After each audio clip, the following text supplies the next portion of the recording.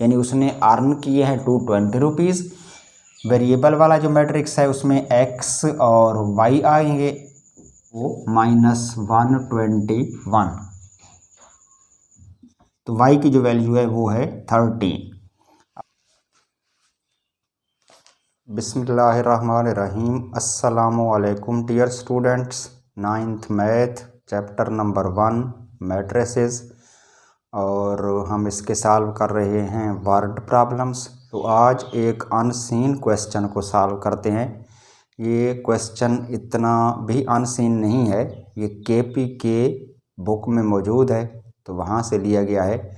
आइए इसको सॉल्व करते हैं। क्वेश्चन में वो कह रहा है Kasim and Farzana are selling fruit for a school fundraiser. Kasim और फरजाना स्कूल के फंड के लिए फ्रूट बेच रहे हैं। Customers can buy small boxes of oranges and large boxes of oranges. उनके पास दो तरह के बॉक्सेस हैं ऑरेंजेस के, एक स्मॉल बॉक्सेस हैं और दूसरी जो किस्म है वो लार्ज बॉक्सेस की है। तो जाहिर है दोनों के जो रेट्स हैं वो डिफरेंट होंगे। Kasim sold 3 small boxes of oranges and 14 large boxes of oranges for a total of ₹203। यानी एक काउंटर पे कासिम बैठा है और दूसरा काउंटर है फरजाना का। तो कासिम ने कितने ऑरेंजेस बेचे हैं? तो ये कह रहा है कि कासिम ने 3 स्मॉल बॉक्सेस ऑरेंजेस के बेचे हैं और 14 लार्ज बॉक्सेस बेचे हैं, और टोटल उसने जो पैसे अर्न किए हैं वो है 203 रुपीज़। तो इससे हम एक इक्वेशन बनाएंगे, यानी कासिम की सेल को हम फर्स्ट इक्वेशन में लिखेंगे, यानी ये हमारी फर्स्ट कंडीशन हो जाएगी। और सेकंड इक्वेशन के लिए सेकंड कंडीशन की तरफ चलते हैं। सेकंड कंडीशन होगी फरजाना की सेल। तो ये कह रहा है कि फरजाना ने 11 स्मॉल बॉक्सेस सेल किए हैं और 11 ही लार्ज बॉक्सेस सेल किए हैं ऑरेंजेस के, और उसने जो टोटल अर्न किया है वो 220 रुपीज़ है। तो ये हो जाएगी सेकंड कंडीशन। इससे हम सेकंड इक्वेशंस बनाएंगे। और फिर वो पूछ रहा है कि find the cost each of 1 small box of oranges and 1 large box of oranges. हमने फाइंड आउट करना है कॉस्ट एक स्मॉल बॉक्स की और एक लार्ज बॉक्स की जो कॉस्ट है वो हमने सेपरेटली फाइंड आउट करना है। तो इस तरह के क्वेश्चंस में जो चीज़ फाइंड आउट करना हो उसको हम लेट कर लेते हैं एक्स और वाई के। तो इसमें भी जो कॉस्ट है 1 स्मॉल बॉक्स ऑफ ऑरेंजेस, इसको हम ले लेते हैं एक्स के इक्वल, और cost of 1 large box of oranges ले लेते हैं वाई के इक्वल। तो पहला स्टेप तो इसका यही होगा कि हम x और y को लेट कर लेते हैं। Let the cost of 1 small box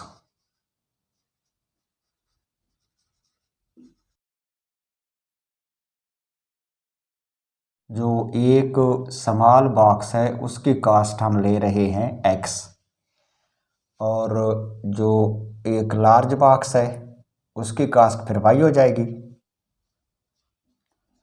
cost of 1 large box ये फिर इक्वल हो जाएगा y के। तो अब हमने एक स्मॉल बॉक्स की कीमत भी लिख ली है और एक लार्ज बॉक्स की कीमत भी लिख ली है कि x रुपए में एक स्मॉल बॉक्स सेल किया जा रहा है और y रुपीज़ प्राइस है एक लार्ज बॉक्स की। अब चलते हैं जी फर्स्ट कंडीशन की तरफ। अकॉर्डिंग टू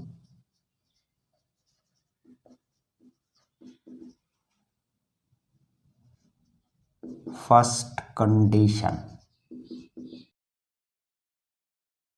और ये कंडीशन हम लेंगे कासिम की सेल से।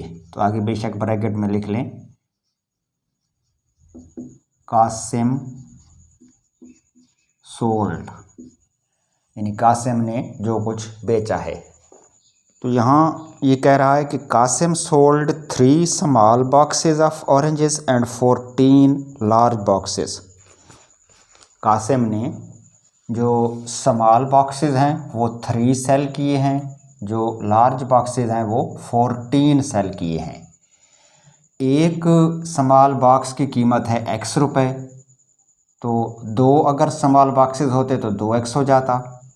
अब यहाँ पर हैं 3 स्मॉल बॉक्सेस, तो उसकी जो प्राइस है वो 3x हो जाएगी।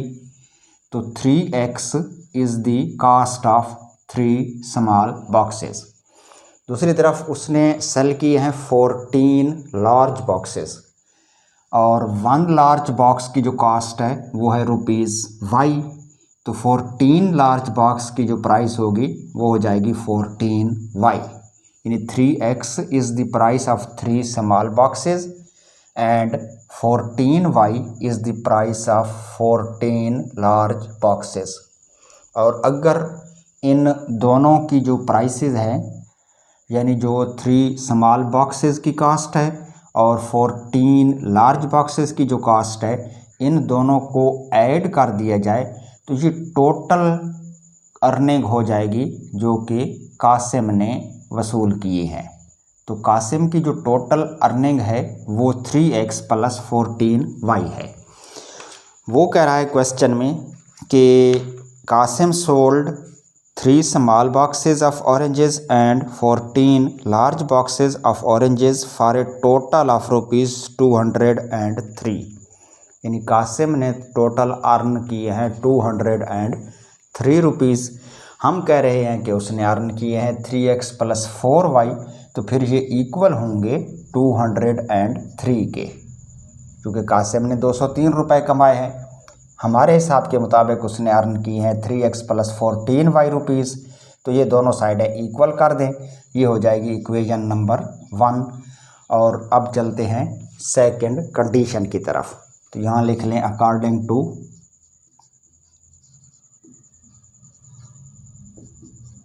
Second condition. और सेकंड कंडीशन हम लेंगे जो कुछ फरजाना ने सेल किया है।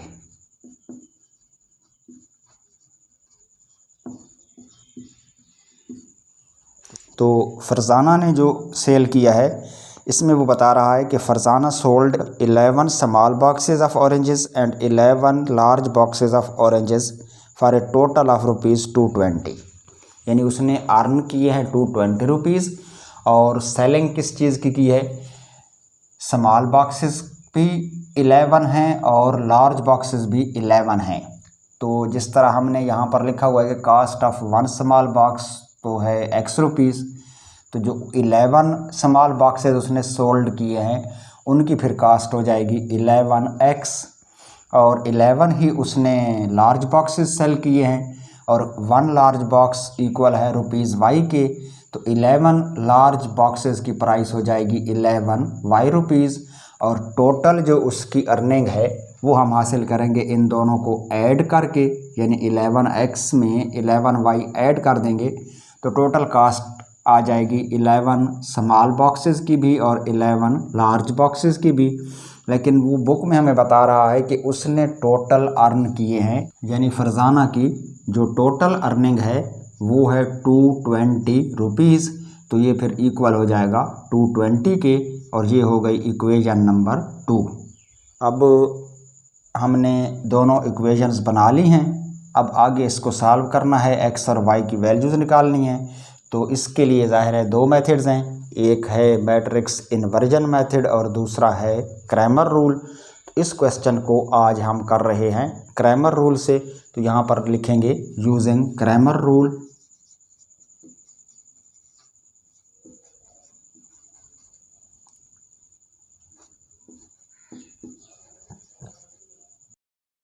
हमारे पास जो 2 इक्वेशंस हैं, फर्स्ट इक्वेशन है 3x + 14y is equal to 203। Second equation है 11x + 11y is equal to 220। तो ये हो गई इक्वेशंस। इनमें से अब हमने निकालने हैं 3 मैट्रिसेस। तो पहला मैट्रिक्स होता है कोएफिशिएंट्स का। पहले x का कोएफिशिएंट 3 है, y का कोएफिशिएंट 14 है। सेकंड इक्वेशन में x का कोएफिशिएंट 11 है और y का भी 11 है। तो ये हो जाएगा मैट्रिक्स A या कोएफिशिएंट्स वाला मैट्रिक्स। वेरिएबल्स वाला जो मैट्रिक्स है उसमें x और y आएंगे, तो ये मैट्रिक्स हो जाएगा x मैट्रिक्स और ये इक्वल होगा मैट्रिक्स B के। और B मैट्रिक्स के जो एलिमेंट्स हैं वो एक है 203 और दूसरा है 220। तो ये हो जाएगा मैट्रिक्स B।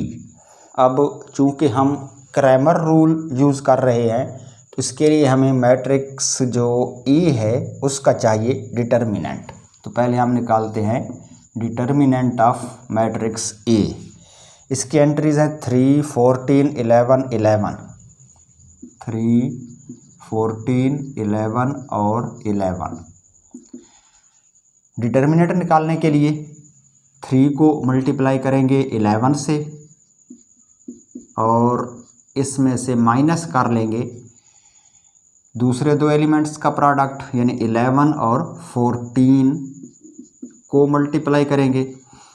तो 11 3 तो हो जाएगा 33 और माइनस करना है 11 मल्टीप्लाई बाई 14। अगर इसको कैलकुलेटर पे मल्टीप्लाई करें तो जो 11 और 14 का प्रोडक्ट है वो आ रहा है 154। तो माइनस होगा 154 और 154 चूँकि बड़ा नंबर है तो इसमें से 33 माइनस कर लें तो इसका जो आंसर आ रहा है वो -121। उसके बाद नेक्स्ट स्टेप पे हम बनाते हैं दो मैट्रिसेस। चूँकि ये क्रैमर रूल है तो क्रैमर रूल को इस्तेमाल करते हुए यहाँ पर हम दो और मैट्रिसेस बनाएंगे।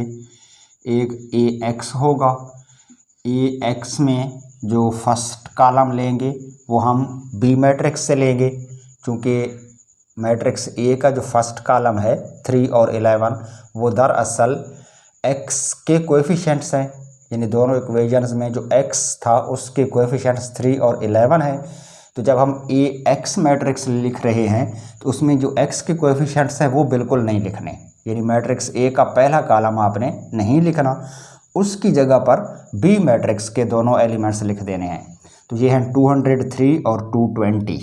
इधर आएगा 203, सेकेंड एलिमेंट इस कॉलम का होगा 220 और AX का जो सेकंड कॉलम है वो as it is matrix A से ले लें, यानी जो मैट्रिक्स A का सेकंड कॉलम है 14 और 11 ये वैसे ही आ जाएगा। तो ये बन जाएगा मैट्रिक्स AX, यानी जो y के कोएफिशिएंट्स हैं वो लिख लेने हैं, x के कोएफिशिएंट्स को चेंज कर देना है b के साथ। दूसरी तरफ जब हम दूसरा मैट्रिक्स बनाएंगे AY तो इसमें जो y के कोएफिशिएंट्स हैं वो नहीं लिखने।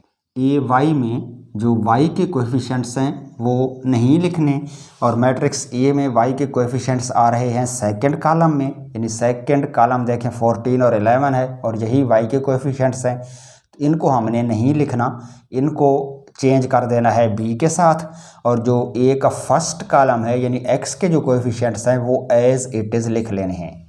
यानी AY का जो पहला कॉलम है वो a का फर्स्ट कॉलम 3 और 11 एज इट इज़ आ जाएगा, यानी यहाँ पर हम लिखेंगे 3 और 11। और सेकेंड कॉलम के लिए हम b के एलिमेंट्स लेंगे 203 और 220।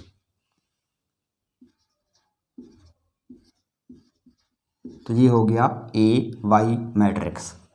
नेक्स्ट स्टेप में हमने निकालने हैं इन दोनों मैट्रिसेस के डिटर्मिनेंट। तो पहले डिटर्मिनेंट ऑफ AX लेते हैं। AX की एंट्रीज हैं 203, 14, 220 और 11।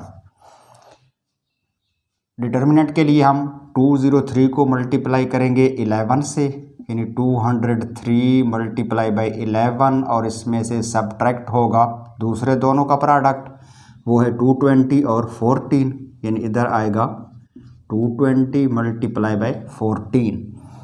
अब जब हम इनको मल्टीप्लाई करेंगे तो 203 मल्टीप्लाई बाई 11, ये आएगा 2233, और इसमें से माइनस करना है प्रोडक्ट ऑफ 220 मल्टीप्लाई बाई 14, और इसका आंसर आ रहा है 3080।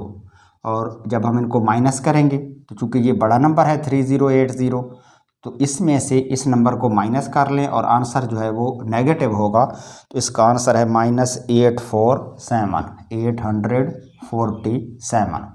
ये वैल्यू आ रही है ए एक्स के डिटर्मिनेंट की। उसके बाद डिटर्मिनेंट निकालना है ए वाई का, और ए वाई के एलिमेंट्स हैं 3, 203, 11 और 220।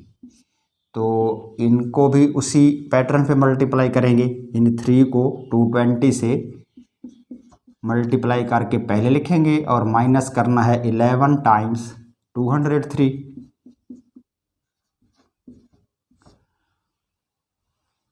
जब 3 को 220 से मल्टीप्लाई करें तो इसका आंसर आ रहा है 660, और इसमें से माइनस करना है इन दोनों नंबर्स का प्रोडक्ट। तो इन दोनों नंबर्स का प्रोडक्ट हमने पहले यहाँ निकाला हुआ है, ये आ रहा है 2233, और 2233 में से 660 माइनस कर लें तो इसका आंसर भी नेगेटिव आएगा, -1573। तो ये वैल्यू आ रही है ए वाई के डिटर्मिनेंट की। अब हमने एक्स और वाई की वैल्यूज़ निकालनी है।